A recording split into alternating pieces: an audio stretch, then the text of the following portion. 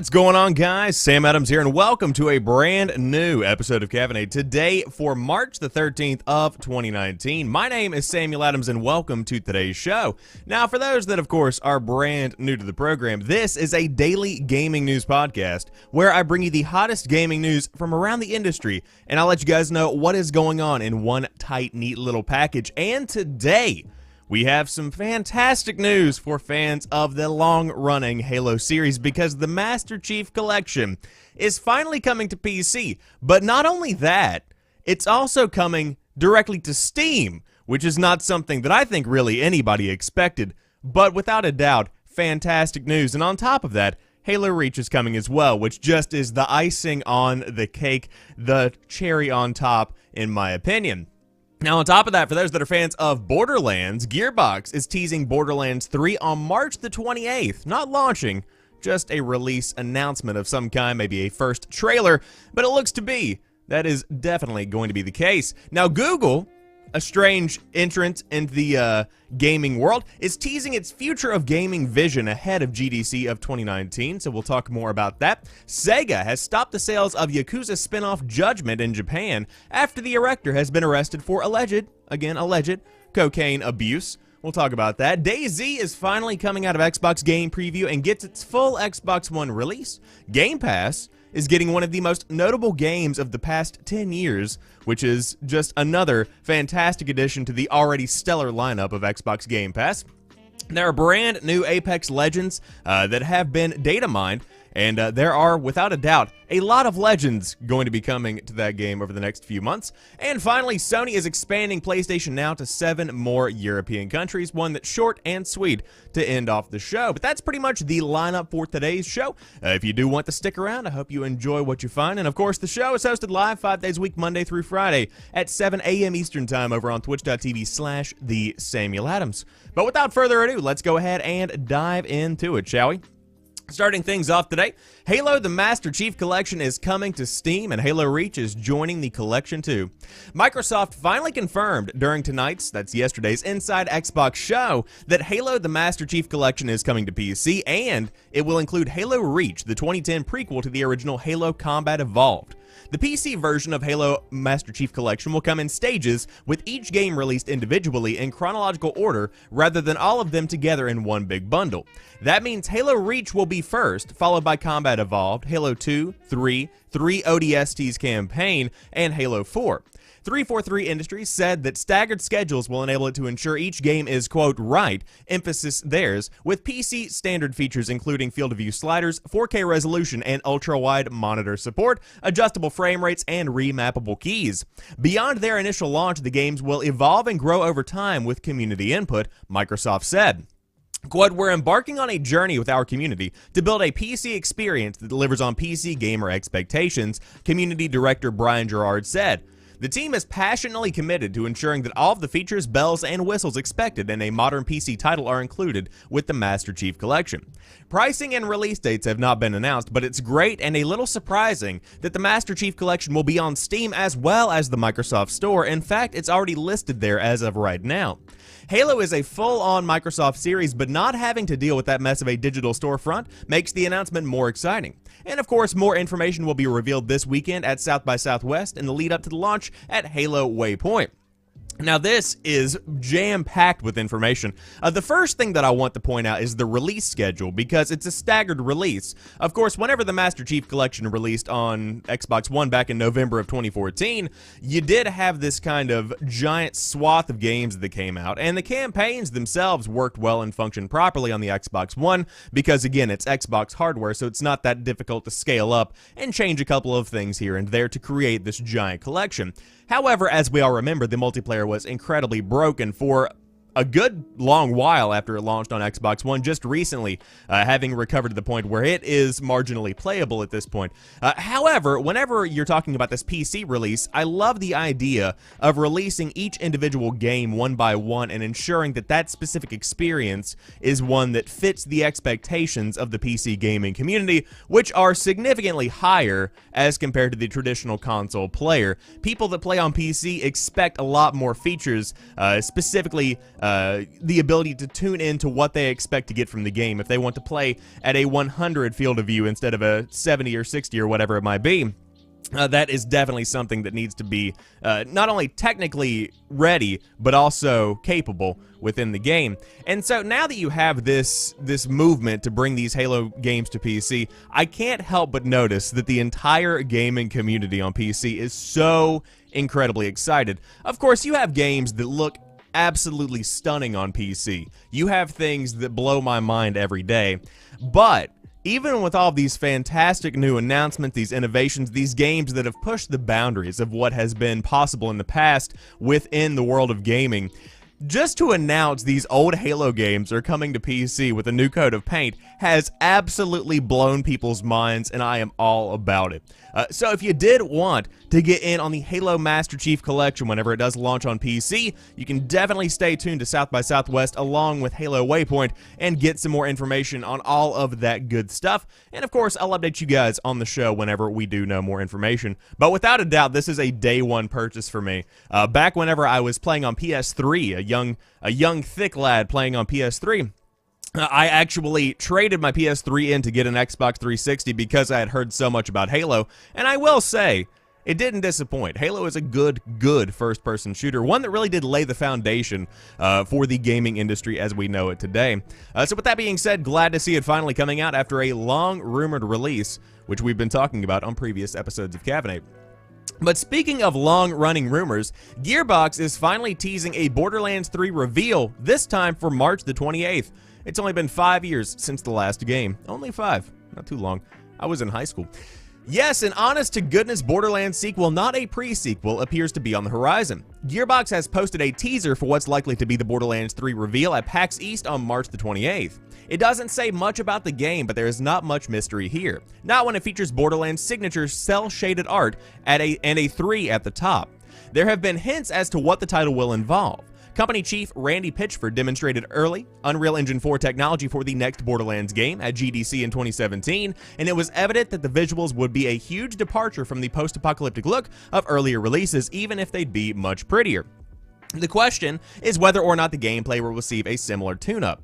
Borderlands broke ground with its approach to a shooter RPG hybrid, such as its method of generating unique equipment, but there is no guarantee that the game mechanics will evolve to match. And so we will see what happens at PAX East on March the 28th, but this is a very hotly anticipated game. Of course, with a lot of looter shooters, and I know that term is a little bit controversial today because so many people hate the term looter shooter, but it accurately describes what the game does. With so many looter shooters being on the market today, it's impossible to see these games on today's market without at least paying some kind of respect to what Borderlands really did, because it brought that style of gameplay into the limelight. If you go on Twitch, many of the people that are playing Destiny 2, many of the people that are playing The Division and Anthem, they all got their start into this little genre that has been created via the route of Borderlands or Borderlands 2.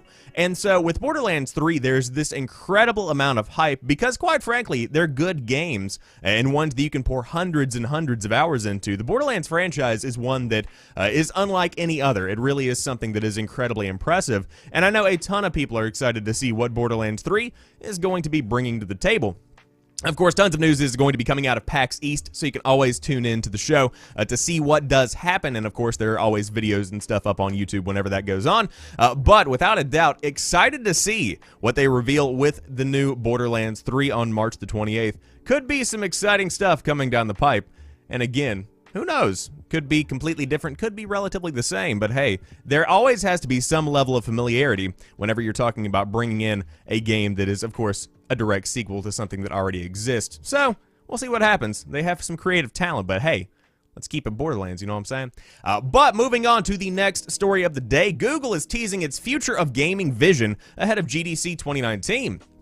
Google has unveiled a teaser hyping up the company's GDC 2019 keynote happening next week, at which the company promises to unveil Google's vision for the future of gaming.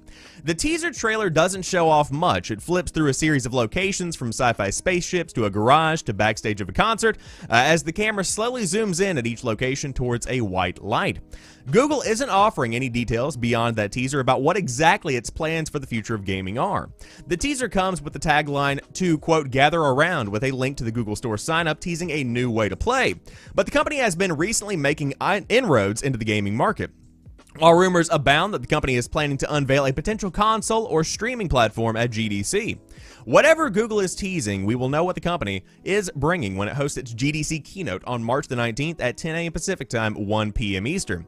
And so, this is a very interesting story to me because, again, you have all of these images, courtesy of screenshots from IGN, of the trailer that has been shown off. And I will be the first to say that I don't believe these are games. And I've seen a lot of discussion around this on Twitter, and that could, you could be looking at me saying, Sam, duh, these aren't games. But a lot of people have been saying that these are games and that these are exclusives to Google's new console, whatever it might be called.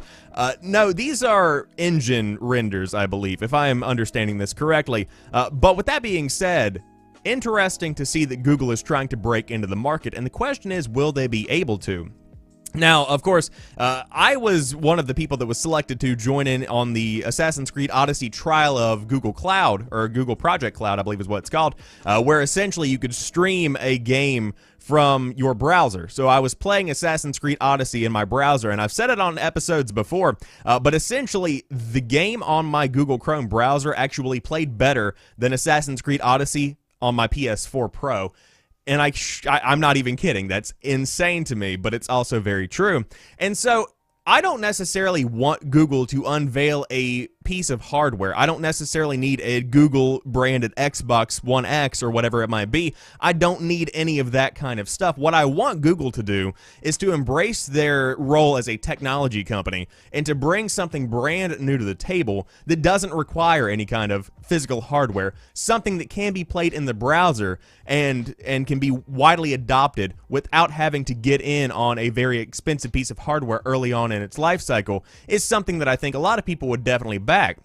Now, the question is, will it actually be coming out?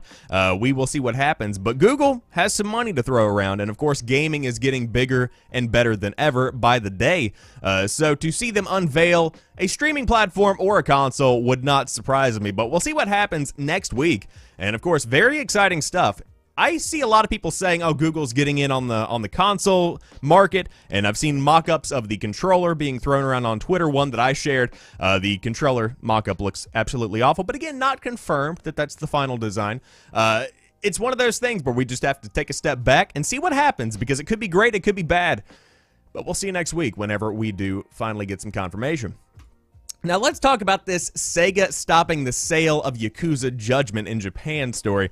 So apparently the sales, both digital and physical, of the game have been stopped because a main actor in the game was arrested for alleged cocaine use. That's a bad thing to get arrested for. In a strange and surprising round of news, Sega has announced that it has stopped physical shipments and digital sales of the Yakuza spin-off Judgment in Japan following the arrest of actor Pierre Taki. The actor was arrested for reportedly using cocaine, which apparently violates Japan's drug control laws. I would say, to take a step back, that's generally frowned upon in most societies. It's kind of like cannibalism. Not directly, but you understand my analogy. An official news release from Sega, translated by Gematsu, states, quote, Sega has received the arrest reports and are currently confirming the facts, but for the time being, we will voluntarily refrain from shipments and digital sales of Judgment, as well as from things like posting on the product's homepage. We apologize for any inconveniences this may cause for customers, as well as the parties involved. Judgment, which is called Judge Eyes in Japan, launched in Japan back in December. The game is scheduled to arrive in America and Europe this June on PS4, but there is no word yet on if that is still the plan given the controversy surrounding Taki. And so, of course, he is essentially one of the main characters within the game itself, and as the article does say, this game is said to be coming to the States in June. Now, the question is, will it still come in June? I'm not entirely 100% sure on that. Of course, I've heard good things about Yakuza Judgment. I have not seen too many people that are bringing negative press to the game, aside from one of the main actors in the game now that he's been, snorting lines and whatnot. But with that being said, I do hope the game comes to the West, because regardless of what the actors within the game do with their personal time, whether it be pet cats or partake in drugs, the game is still a game, and the game is still a Yakuza game, and people over here love Yakuza. I mean, Yakuza is loved worldwide.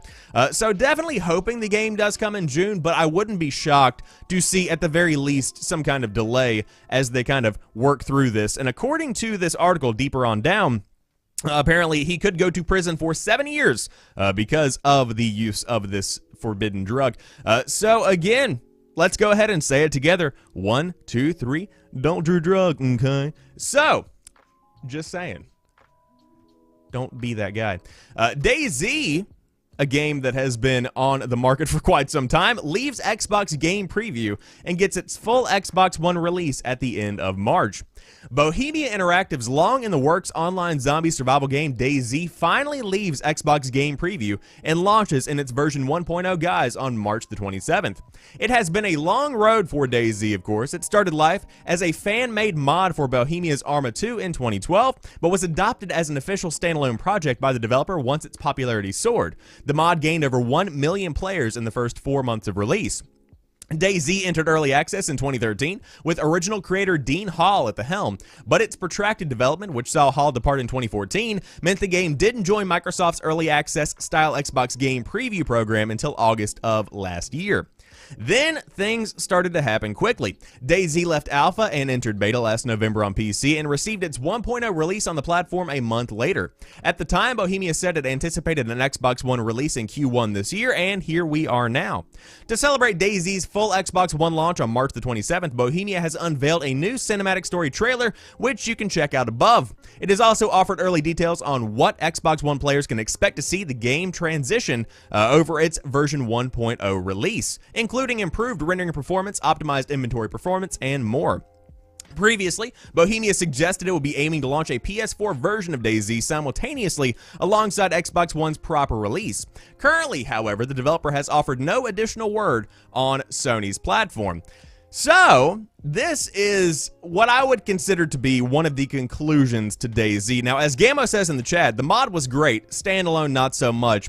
The game itself is one that has a lot of history and a lot of power within the gaming and also the streaming community, because a lot of the people that are big on Twitch today are actually people that began to stream stuff like DayZ whenever it was still a mod for Arma, and it was really one of the games that remains a foundation to, I would even consider, the Battle Royale genre of today.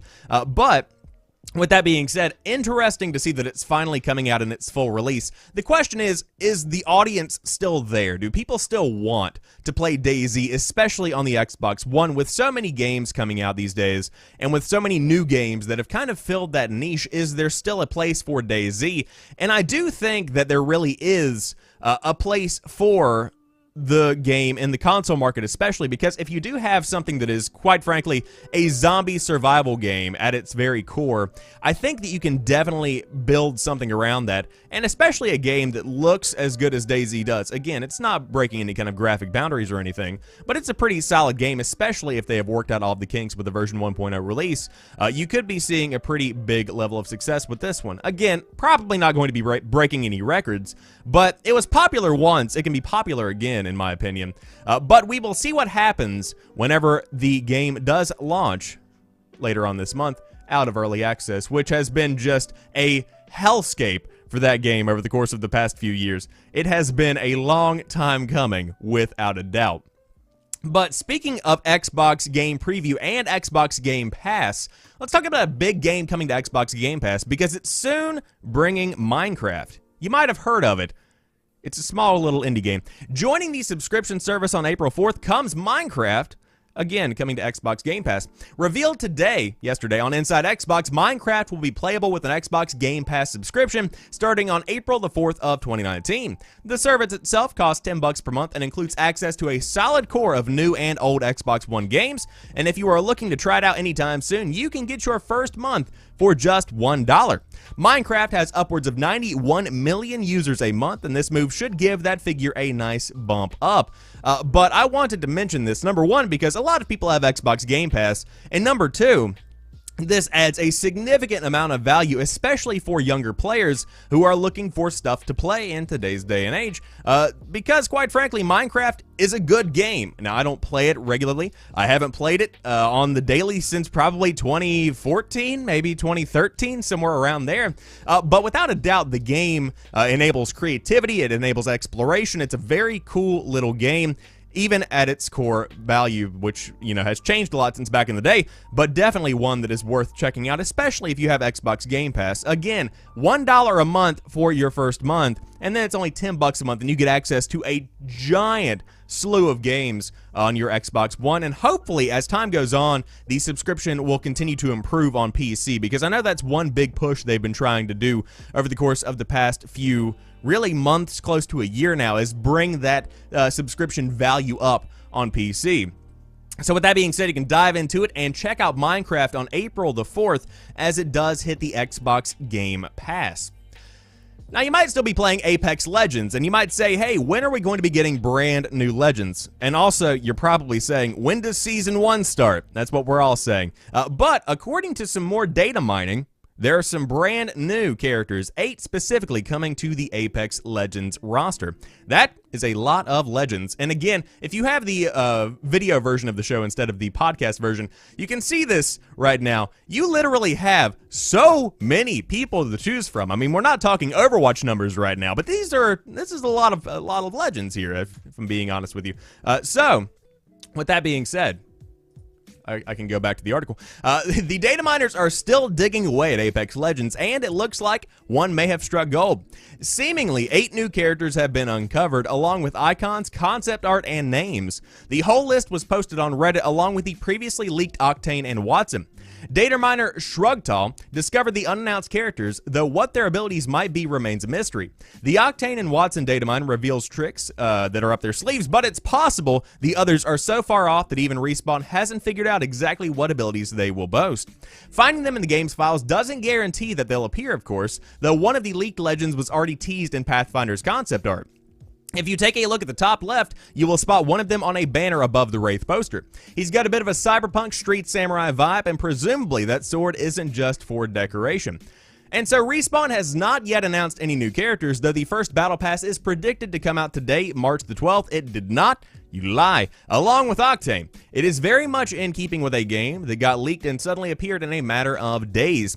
And so if you are a fan of Apex Legends, you can look forward to 8 new characters or legends coming to the game in a very short amount of time, presumably. Again, this could be every character that is going to be coming over the course of the next year or so. That's what I would imagine. If you drop them, I would say maybe 2 at a time would be a good way to go about doing that. That's at least, if you do it every 2 months or so, 4 seasons, I would say, roughly worth of characters, legends there. So, interesting to see that data mining can produce all of this information within just a very small amount of time. I really don't understand the idea of packing this into the game. And again, I'm saying this as somebody who is a novice when it comes to game design. I don't know what has to be included in a game from its foundation to ensure that it works in the long run whenever you actually do add these people to the game.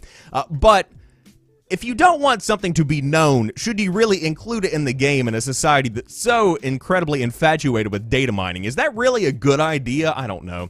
Is it something that can be avoided? It blows my mind. I like surprises. I like stuff where it's like, hey, big announcement, boom, there it is. I thrive off of leak culture. I mean, that's what this entire show surrounds, is just the amount of leaks that are coming out of the industry. Without leaks, I wouldn't be able to talk about stuff here on the show. But with that being said, I'd rather be surprised and have no show than have tons of leaks. But guess what? For those that are fans of this show, you have nothing to worry about, because guess what? There's always going to be leaks coming out of the gaming industry.